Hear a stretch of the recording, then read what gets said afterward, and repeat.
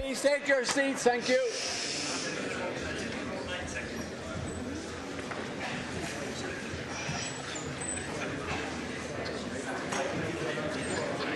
Thank you. Proposal number 1 by An Taoiseach on the order of business. The question is that the proposal for dealing with the late sitting be agreed to, and on that question the division has been challenged. Tellers Tá Deputies Paul Keoghan Emmett Stagg, Tellers Neil Deputy Sean O'Farrell, August Dara O'Leary.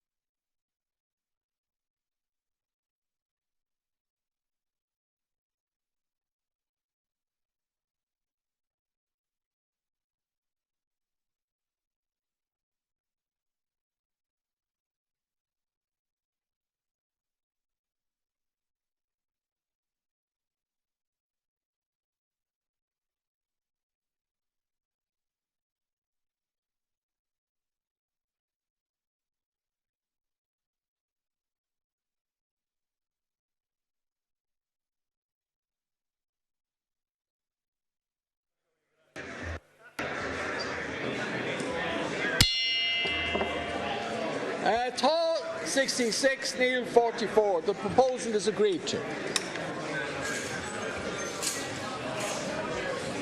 The next proposal is the proposal for dealing with item numbers 13 and 14. Motion re ministerial rota for parliamentary questions and membership of committee without debate agreed to. Is that agreed? Agreed. Number 3 is the proposal for dealing with private members' business agreed to. Is that agreed? And finally is the proposal that the Dáil shall waive its instruction that not more than 2 select committees shall meet to consider a bill on any given day in the case of the proposed meeting of the select subcommittee on communications, energy and natural resources. Is that agreed to? Agreed. On the order of business, Deputy Micheál Martin. Sorry, would you please hold a second, Deputy? Would you please leave very quickly because we have a time constraint here. Thank you.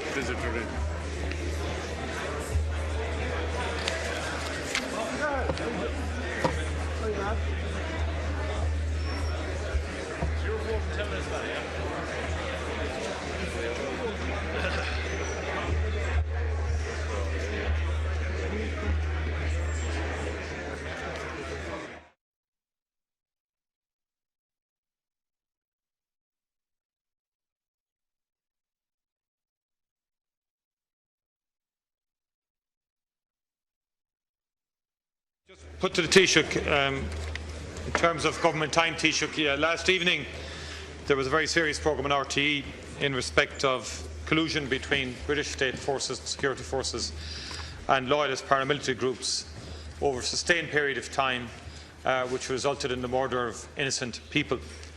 It was an excellent investigative programme, and as such I think merits the most serious consideration by the Oireachtas and indeed by the Government. And I want to put it to you, Taoiseach, that I would ask you to set time aside to facilitate a comprehensive debate on the matters covered by that programme and other matters if necessary. We've been calling for varying debates now in relation to related matters in Northern Ireland, but for some reason they haven't been ordered or managed by Government. And I would sincerely put it to you, Taoiseach, that in the light of last evening's programme, I think there is an importance to debating the issues that emanate from that programme in this House. They go to the heart of the relationship between our government, our state and the British state and the British Government. I don't know whether you've been in touch with the Prime Minister or not in relation to the content of that programme, or whether you've spoken to the British Ambassador in relation to it. But it is very, very serious and does merit the Oireachtas taking it very serious. And I'm asking you that the Government would agree to set time aside to facilitate the debate on the issues that arose in that programme.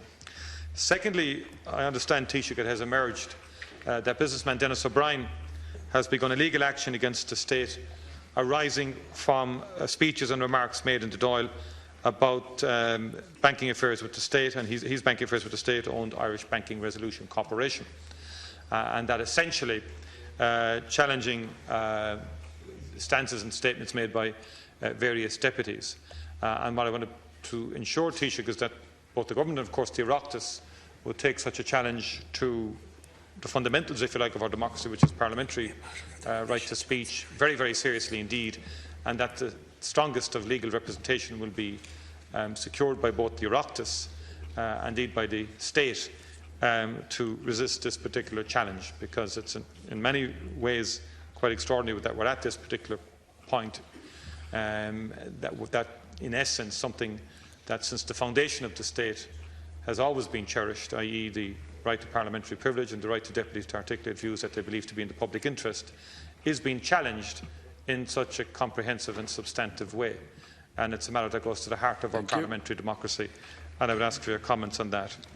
And thirdly, Taoiseach, in the programme for government there were specific promises made on caring for older people, and specifically, I quote, investment in the supply of more and better care for older people in the community and in residential settings will be a priority of this government. HICWA have made recommendations, Taoiseach, in reports about quite a number of local district hospitals. About 26 of those hospitals have not yet provided an accepted funded plan to construct or refurbish units as determined by HICWA that they should be.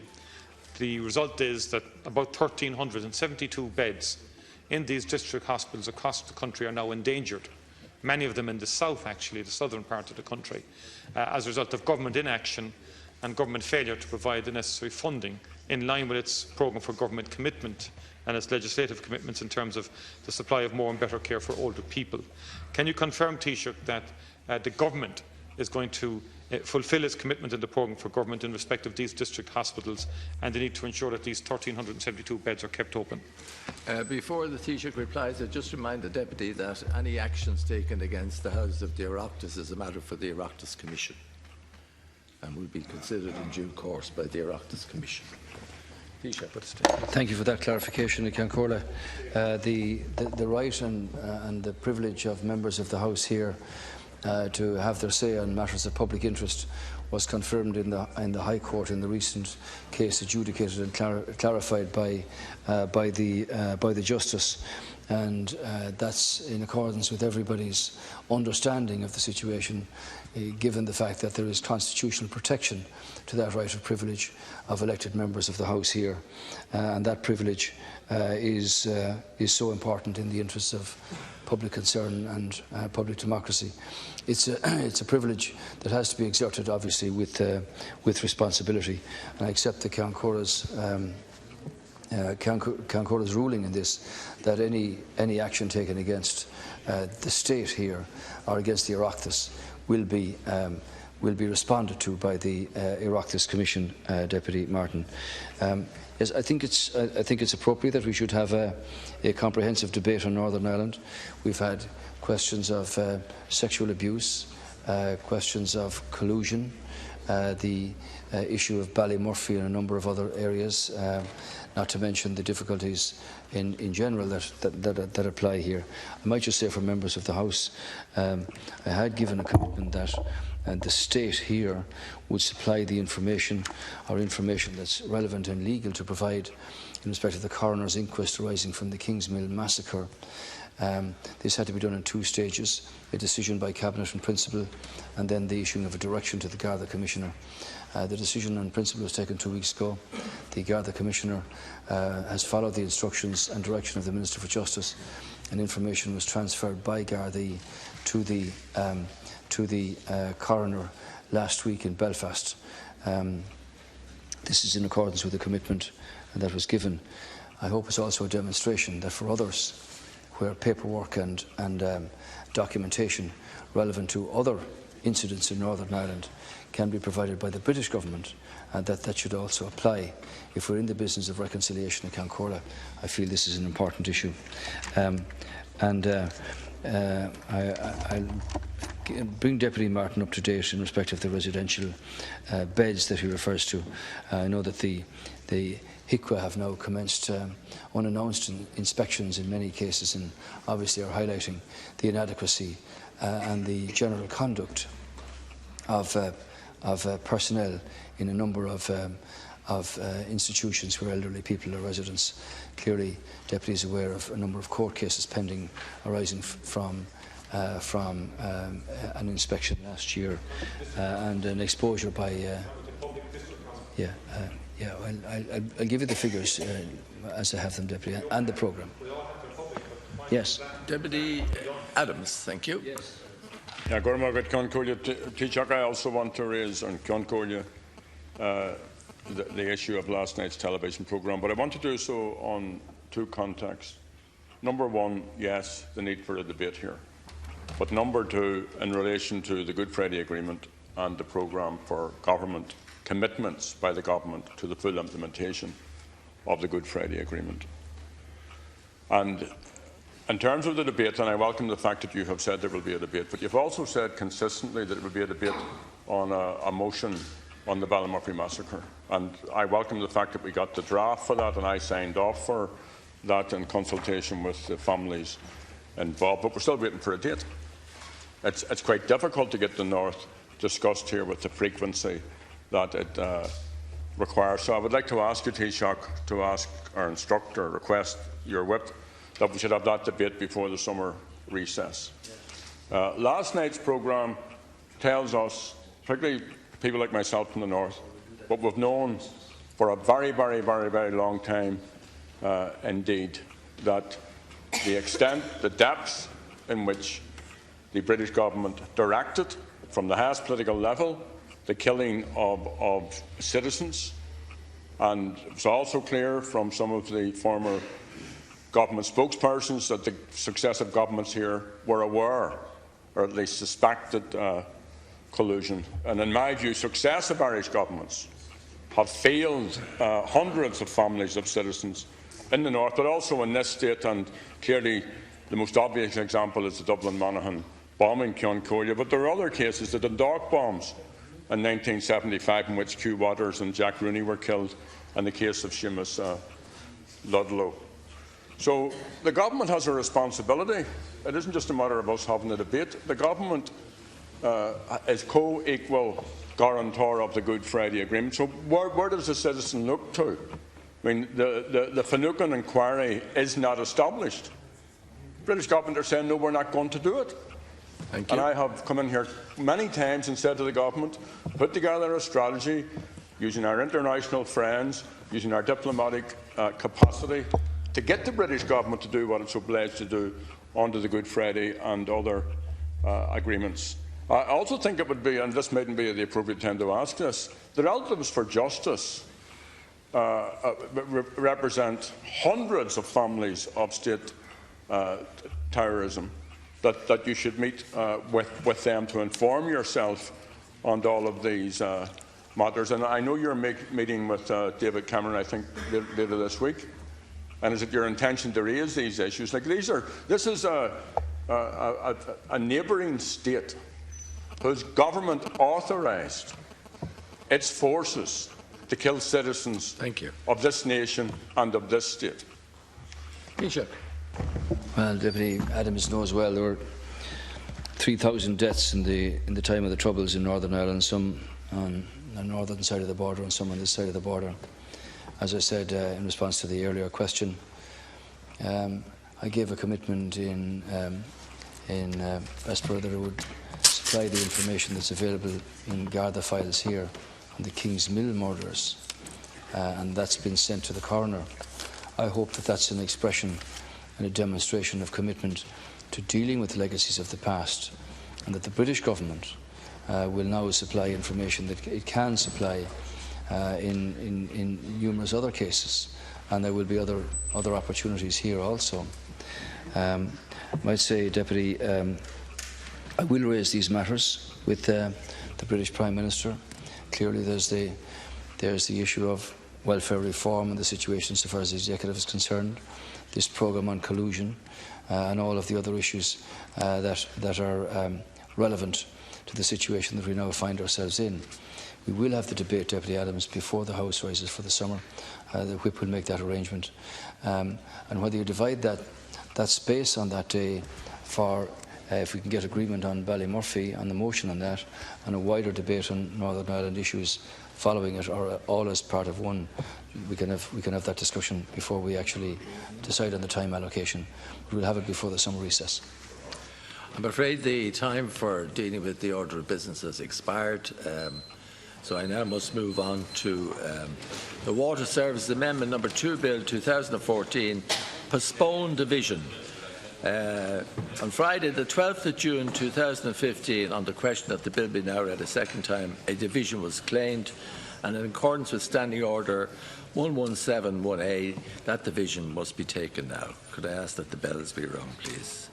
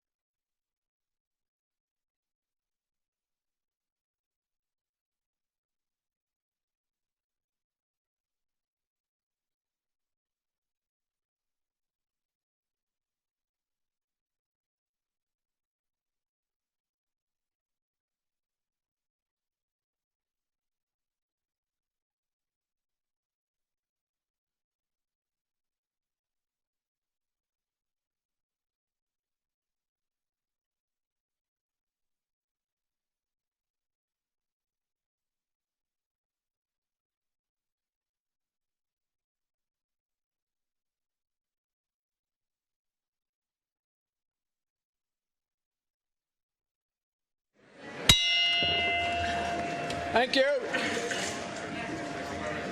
Item number 70, Water Services Amendment Bill number 2 Bill 2014, second stage. The question is that the bill be now read a second time.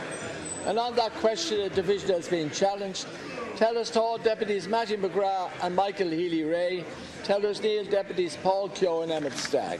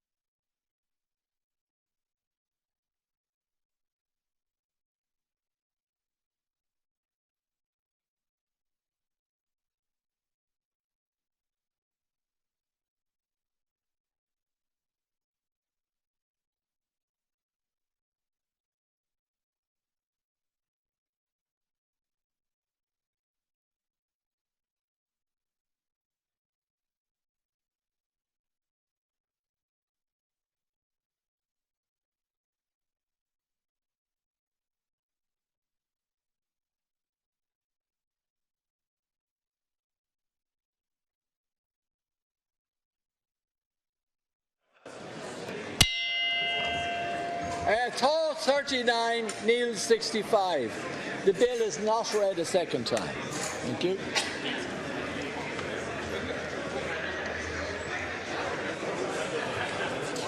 We're now moving on to a private member's bill.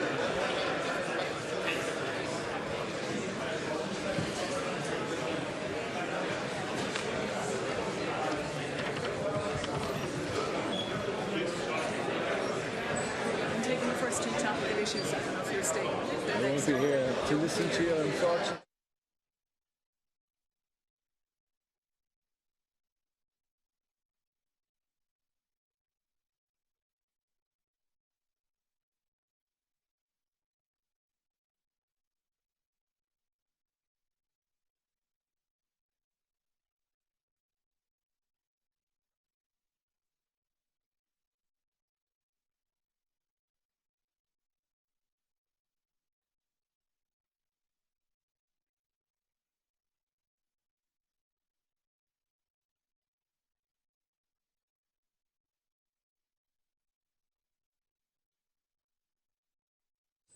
Private Members Bill, Disability Amendment Bill 2015, first stage. Deputy McGrath, thank you. I'm delighted and honoured to introduce my Private Members Disability Amendment Bill 2015, which seeks to regulate against the continued use of the phrase incompatible with life. I'm also honoured to welcome parents and family members of Every Life Counts who are here today in the public gallery and who joined me today for an excellent briefing on the issue at hand in the AV room. And their testimonies are more powerful than any words I could ever utter in this chamber or any utterances I could make anyplace else. They are courageous and compassionate people who are advocating for an end to their use of the phrase incompatible with life when used to describe severely disabled unborn children. Like many phrases that may have once have been prevalent in our society, we can think, for example, of terms like illegitimate or retard. The phrase incompatible with life must be eliminated from our public discourse when it comes to describing unborn children with severe life-limiting medical conditions or disabilities. My bill is a humble effort to begin that process. It is a process I hope the government will not oppose and will support. It is also one which I am confident that the medical profession will support in light of its noble calling to truthfully and compassionately diagnose the sick and heal the vulnerable. I and the parents here have the highest regard for the medical personnel working in our healthcare system. Under, I might add, and we see it on a daily basis on our news items now, outrageous working conditions and all kinds of pressures of lack of resources. Above all, we wish this process to be a partnership between all concerned parties and to have a conversation around this terminology and other terminologies and how they were erased, and to look at this sensitively. We have no interest in criminalising healthcare professionals. I cannot stress this point enough. None whatsoever. We're not looking for penalties or any kind of coercive means. We're looking for, as I said, a reasoned and compassionate discussion and removal of this terminology. And we're looking for perinatal hospice care, which is so badly needed in this country. No medical profession wants to willfully misdiagnose or consciously mislead prospective parents about the extent of their unborn child's disability. Despite this good faith, however, the continued use of the phrase incompatible with life makes such very possibilities increasingly likely. I would argue that the term is medically meaningless and serves no practical purpose. There is no medical diagnosis for this term, none whatsoever. In the words of one of the mothers, Mrs. Tracy Harkin, a spokesperson for Every Life Counts, she says, and I quote, "This is about ensuring that doctors live up to their professional obligations, not to misinform parents, and ensuring that parents and babies get the best medical care possible at a time when they receive news of a diagnosis that can have devastating implications." And none of us can know how devastating those implications are until we've listened and read to what the parents in the gallery here are saying and have said and are willing to communicate to the media and elsewhere.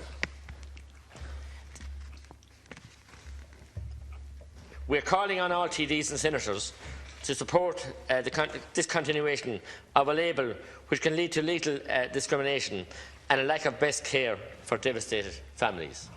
And that's not a big ask, that's what they're calling from. In the professional discourse of modern medicine, no one would dare suggest that the use of the term mentioned above could be countenanced. Nobody would dare suggest that. This bill is simply an effort to include the phrase incompatible with life among the kind of misleading terminologies that is ill-suited to the practice and evidence-based medicine. And I'm just hoping that, Councillor Kohler, and thank you for your permission, that the government will accept this and put it forward to, first of all, we come out of the lottery and the government won't oppose it, but we can have a reasonable debate in both houses here, and people that are far more experienced in the medical field and in the legal field than I am can discuss this and debate this and have a reasoned discussion and hopefully come out with a phraseology in it and have this terminology incompatible with life banished from everyday use. Is the bill being opposed? Not opposed. Not opposed. I declare the motion for leave to introduce agreed. Since this is a private member's bill, I'd ask the Deputy to move that the second stage be taken in private members' time. Is that agreed? Agreed. Motion re ministerial rota for parliamentary questions. Could I ask Minister to move the motion? The motion. Motion agreed? Agreed. Motion re membership of committees. Again, could I ask the Minister to move the motion? I so move. Is the motion agreed? Agreed. We now move on to topical issues. We got the topical issues.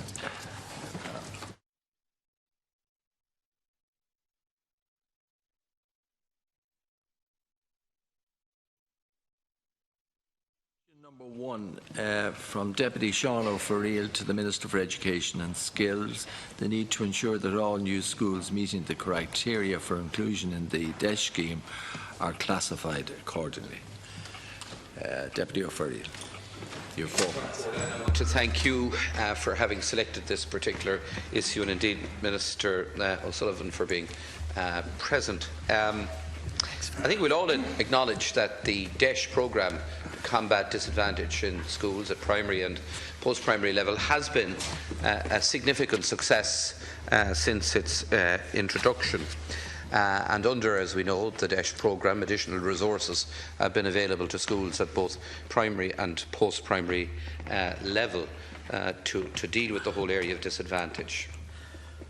I think we accept as well, all of us in this House, the importance of identifying areas of significant disadvantage, which is what was done under the DESH programme, doing so at urban and at rural level, measuring that level of disadvantage in as scientific a manner as that could be done, and then providing the sort of resources that need to be provided in order to combat it. And we accept, I think, all of us, that society as a whole benefits enormously from retaining children in education who come from a disadvantaged background, and ensuring that those children can maximise their potential while within the education system. Now, I suppose what is at issue here, Minister, is that the DESH programme has effectively been closed down since about 2011. You didn't do it; your predecessor, your predecessor did. Well, your predecessor certainly was some way involved in the whole process. But the outcome of that closure of the DESH programme to new entrants means that schools that have been newly developed, schools that have merged, new schools that have been built, have not been in a position to avail of the resources that are available to other schools previously existing in the DESH programme. So in fact, it's very difficult to quantify the number of schools that we're talking about. I estimate that about 30 primary schools were built between 30 new primary schools were built between 2011 and 2013. I'm not sure how many post-primary schools have been developed in the period from 2011 until now, but I know, and I have to admit, a certain level of interest in this, because I chair the board of a post-primary school, a community school that is the amalgamation of 3 previously existing post-primary schools, 2 of whom had the disadvantaged status, the DESH status. And it is virtually incomprehensible to think that the feeder schools to that school have DESH status. 2 of the schools who form part of the new entity had DESH status, but the new entity in itself does not. And there is something fundamentally unfair, unreasonable and wrong with that situation. Now, I understand, Minister, that you have undertaken a review, that you've set up an interdepartmental working group. It's been established to ensure a joined-up approach to the delivery of services, and you've set up a technical group to develop a revised identification process for schools that might be brought into whatever new system might be created.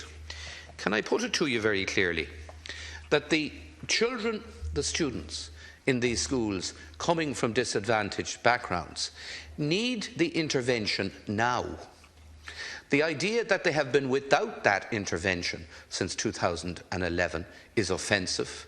The idea that you're setting up some sort of framework to look at how in the future they might be included will inevitably give rise to a situation in which these children going through primary school and subsequently through post-primary school have only one chance of availing of supports, and if they're not there now, they'll not be able to avail of them. Thank you, Deputy. And now call on the Minister to reply. Well, could I thank Deputy O'Farrell for raising this issue, but just on a point of clarification, it was way back before 2011 that schools getting into DEIS stopped. In fact, there were very few got in after 2005. I think a very small number up to 2009, but after that it hasn't reopened for new schools. So the aim of DEIS delivering equality of opportunity in schools programme is to ensure that the educational needs of children and young people from disadvantaged communities are prioritised and effectively addressed. As the Deputy may be aware, last month saw the publication of a report entitled Learning from the Evaluation of DEIS, which was commissioned by my department from the ESRI. This report assesses the main findings of research and evaluations carried out to date on the DEIS programme, which were conducted by the Educational Research Centre and the Inspectorate of my department.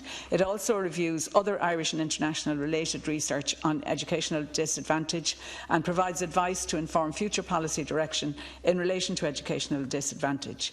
The report highlights some of the encouraging findings in relation to the performance of schools catering for the highest concentrations of educational disadvantage. A change in approach within DEIS schools is evident, with a significant improvement in planning for teaching and learning and in setting targets for achievement.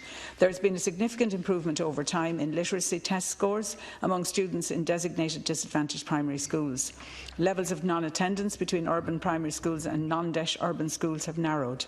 Following the publication of the ESRI report, I announced a process for the renewal of the DEIS programme.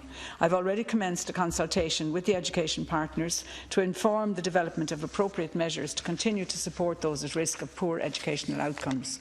Submissions are expected to be returned to my department within the next week. Socioeconomic differences in educational outcomes cannot be viewed in isolation from the broader social context.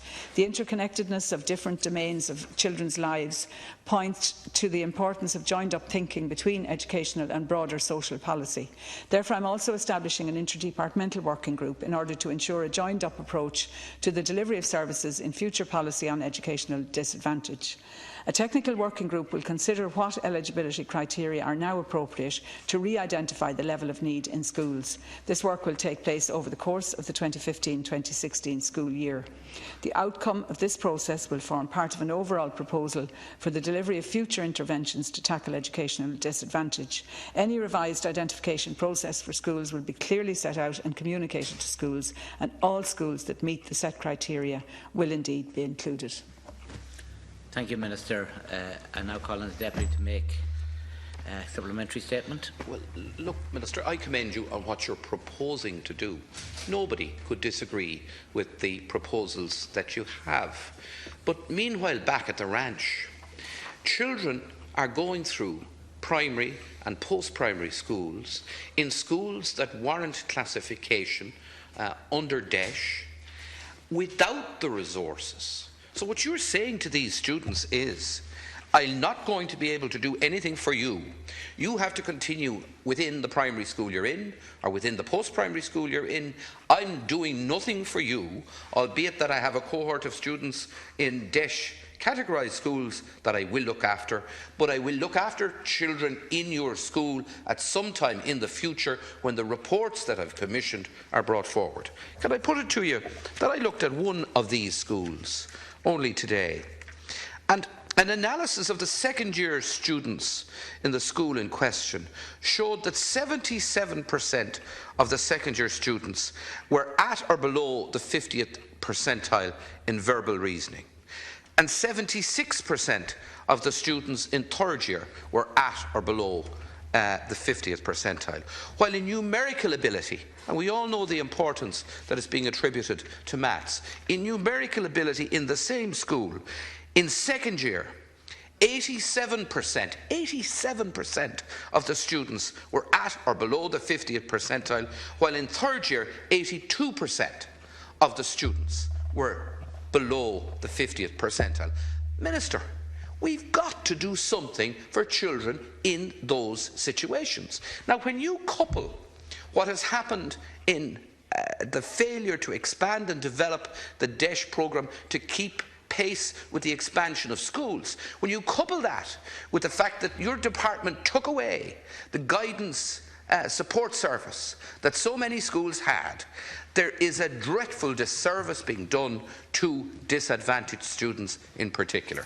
Thank you, Deputy. I'll call on the Minister to make a concluding Well, I just want to statement. remind Deputy Farrell again that when the DESH scheme was set up back in 2005, there was a handful of schools got in up to 2009. After 2009, no schools got in. And the kind of schools you're talking about now that are amalgamated and so on, they couldn't get in after that either. And that is not from 2011, that's from 2009. I'm not saying it's, well, that's precisely why I have decided to change it. And what I've decided to do is we have to do the figures to figure out who should be in and who should be out. We have to decide the criteria. For example, also totally new schools that were founded since then didn't get in either.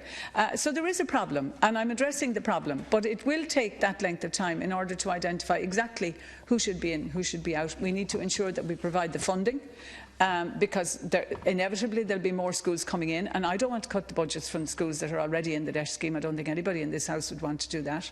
So I will have to identify the funding that will be required for the schools that will be eligible under the new procedures. But we've started work on it already. We'll work as quickly as we can on it. I think even doing it within 1 year is difficult enough. It's a tight deadline to do because there's very detailed specifications that have to be worked out, technical specifications that have to be worked out. But we'll do that within that time, and we'll announce it as soon as we can. And certainly I have a very strong commitment to educational disadvantage, always have had, and I want to ensure that we include as many schools as possible in the DESH scheme, so that we can have more equality of opportunity for all of our children in schools. Thank you, Minister. Next topical issue selected is Deputy Patrick O'Donovan. To the Minister for Education and Skills, the need to extend the Reading Recovery Programme to all primary schools. Deputy, you have 4 minutes to make a statement. Cahirlock, and I would like to thank the County Corla for selecting this and thank the Minister for Education and Skills for her presence here.